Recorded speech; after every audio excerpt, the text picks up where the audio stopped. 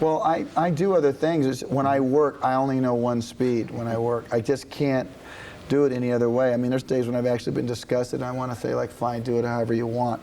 And about 5 minutes into that, I go, wait a second, let's get this, you know, right. I've got to feel good about what I do. So you're exhausted pretty much at the end of a production, aren't you? I'm ready for it to be over. I'm really always ready for it to be over. I mean, for Love of the Game right now, we got a week. We'll be finished on Friday. Of the actual shooting? Yeah, and I'm like, I never want to go till they're over, but I wanted it to be over a month ago. Your golf game, I don't think it was ever bad since I've known you. I realize we've been doing this, by the way, talking for 14 years, which is a long time. I had hair when I first started this, and it was quite an interesting thing. But your golf game seemed to have improved. I watched the Lexus Challenge the other day where you won this monster trophy, an eagle or something. Yeah, I was hoping I was going to. Connery, you embarrassed him? I didn't. Are you kidding me? It's very difficult to embarrass Sean Connery for the first place. I thought I was winning a car, and it gave me a trophy. I kept looking at the car in the lake. The car's parked over to the side. Car's in the lake, and I'm going, what is this?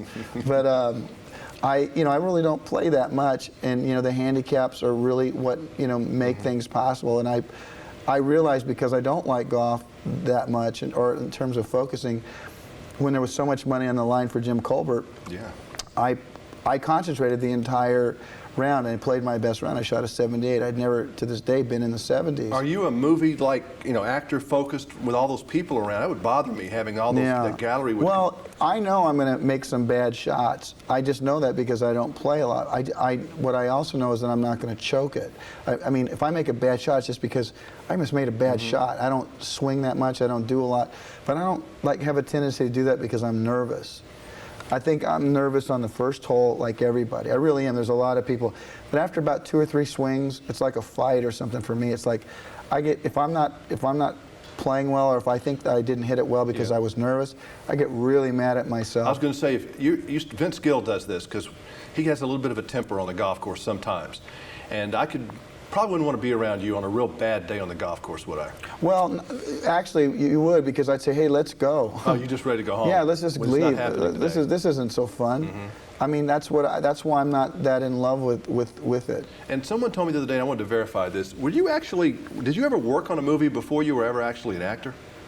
Did you work on the set of The Gambler? Yeah. Pulling cable and that kind of thing? Yeah, I did. Actually. Someone told me that story. I'd never heard that before. I didn't know you actually did that. I was a stage manager at Raleigh Studios for about 3 years. And yeah, The Gambler, I met Kenny Rogers on that, and Bruce Boxleitner. Because one of Kenny's people said, you were actually pulling cable and watching Bruce, and Bruce is maybe who you patterned the character in Silverado after. No, that's not true. Or that's some of that style that he played a little bit. Well, not true at all. I mean, I know what he played in that movie.